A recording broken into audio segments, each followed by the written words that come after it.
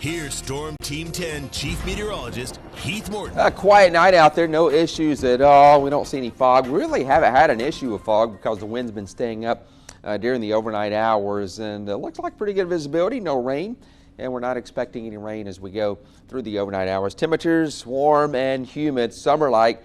79 Lafayette, 80 in Abbeville, and Iberia is at 79, and we're only going to see temperatures drop a couple more degrees overnight tonight. 79 right now in all places, still 82 in Shreveport. All the severe weather well north of us, and this has been the case over the last week or so. This has really turned in just a one big squall line as it's making its way into Arkansas now. We do see one tornado warning north of Little Rock. So had a lot of tornado warnings earlier in southeastern Oklahoma, and now turning more into a wind threat here overnight. It looks like most of that just north of Dallas. This is going to move to the east. This could cause severe weather tomorrow across parts of the Tennessee Valley in the mid-south. That should stay north of us. Notice here on Future Track, not a whole lot. Highs back up in the mid to upper 80s. But notice a few showers do develop late tomorrow afternoon into tomorrow evening. This is with the cold front coming south. This runs a little more aggressive with some storms over southern Mississippi. We'll watch those drop south, but we're not expecting any severe weather here tomorrow night.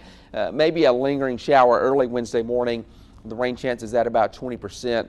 Temperatures could be a tad cooler on Wednesday, not by much though. But I do think the humidity will be lower Wednesday briefly, and then we'll see that start coming back up as we go through Thursday afternoon. Wednesday night, partly cloudy, and then as we go through Thursday, we are looking at a partly cloudy sky. Here's the risk tomorrow for severe weather. Could be some tornadoes there across parts of northern Alabama, northern Mississippi, and Tennessee. So most of the energy with this system staying north of us. So the severe weather here, like I said, with that front coming through, just a few showers possible. And we'll see a south wind tomorrow at about 15 to 20 in advance of that storm system. So we've seen that south wind for the last week or so. It's been pretty breezy. More of the same tomorrow. Then late tomorrow night into Wednesday, notice how the wind switched to the north behind that front.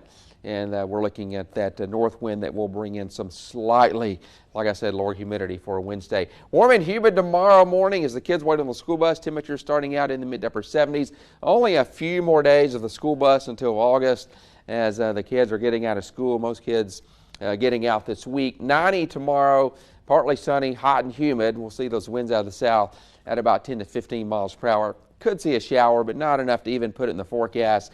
And then 91 Thursday, that lower humidity possible Wednesday afternoon into Wednesday night. We were hoping we'd get lows back in the lower 60s later this week. The models were showing that last week, but they've backed off now. Now we're looking at lower 70s, which is still better than 76. A few showers possible for the weekend, highs lower 90s, lows in the mid 70s. So looks like more of an active weather pattern could return as we go into next week with more daily afternoon storms, but this week for the most part dry.